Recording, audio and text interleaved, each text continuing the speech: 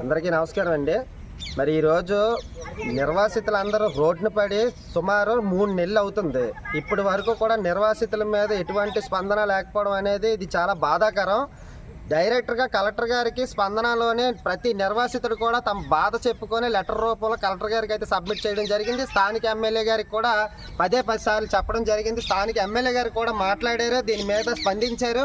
అలాగే కలెక్టర్ గారు స్వయంగా మొన్న వచ్చి నిర్వాసితులందరినీ పెట్టుకోమని చెప్పినా కూడా ఈ మేనేజ్మెంట్ ఎందుకని ఆలోచిస్తుందో లేకపోతే ఎందుకు కొంటి సాకులు చెప్తుందో అనేది మాకు అర్థం కావట్లేదు. మేము ఇప్పటి వరకు శాంతియుతంగా ఉండడానికి కారణం ఏంటంటే మేము యాజ్ ఒక గవర్నమెంట్గా వచ్చాము, ఒక గవర్నమెంట్ పరిధి నుంచి వచ్చాము, కలెక్టర్ గారి పరిధి నుంచి వచ్చాము. కాబట్టి మా బాధలు మేము కలెక్టర్ గారు చెప్పుకున్నాం.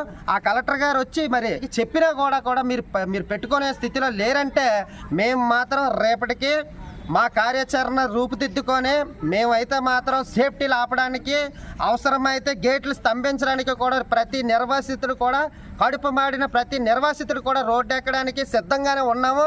కాకపోతే ఇన్ని రోజులు ఆలోచించాము, దాన్ని మీరు చాలా చులకనగా చేశారు.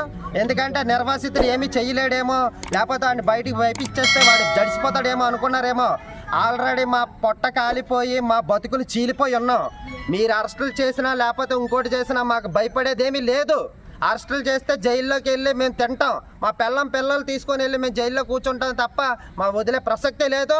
ఏదైతే మా జీవనాభివృద్ధి మాకు మీరు నిజంగా చిత్తశుద్ధి ఉంటే నిర్వాసితులు మీకు అవసరం లేకపోతే 1 టైం సెటిల్మెంట్ చేయండి, లేదా మా భూమిని మాకు ఇచ్చేయండి. అంతేగాని మా పొట్టగొట్ట కొయ్యడం అనేది అది చాలా దుర్మార్గం. ఈ దుర్మార్గాన్ని అయితే మేము కంపల్సరీగా తిప్పి కొడతాం. ఎట్టి పరిస్థితుల్లో కూడా మేము ఇప్పటి వరకు కలెక్టర్ గారు మాకు చెప్పారు, కొంచెం ఆగండి నేను మాట్లాడతానన్నారు. స్థానిక ఎమ్మెల్యే గారు కూడా నేను చూసుకుంటాను ఆగండి అని అన్నారు. కాకపోతే ఇప్పటి వరకు వాళ్ళిద్దరూ చెప్పిన మాటల ప్రకారం మేము ఇప్పటి వరకు శాంతియుతంగా ఉన్నాం. ఇకపై మాత్రం శాంతియుతంగా ఉండే ప్రసక్తే లేదు.